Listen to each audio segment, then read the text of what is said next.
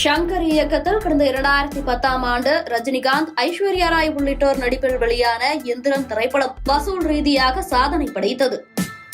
இத்திரைப்படத்தை ஜூகுபா என்னும் கதையிலிருந்து திருடி எடுக்கப்பட்டதாக கூறி அதன் ஆசிரியர் ஆரூர் தமிழ்நாடன் எழும்பூர் நீதிமன்றத்தில் வழக்கு தொடர்ந்திருந்தார்.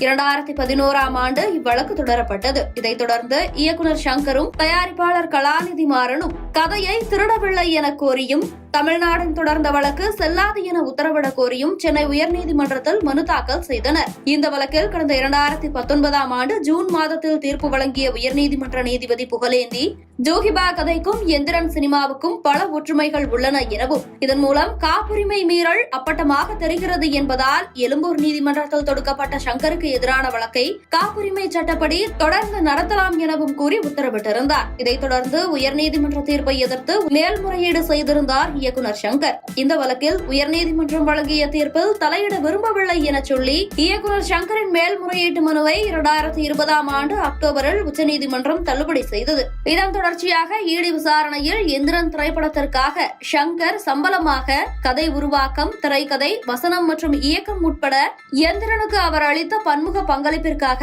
11.5 கோடி வரை சம்பளமாக பெற்றிருந்தது தெரியவந்துள்ளது.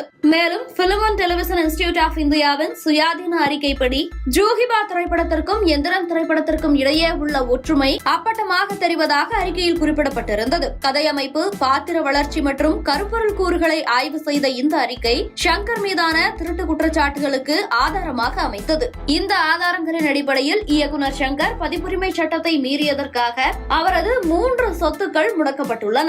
இந்த தகவலை ஈடி தனது ட்விட்டர் பக்கத்தில் பதிவிட்டுள்ளது.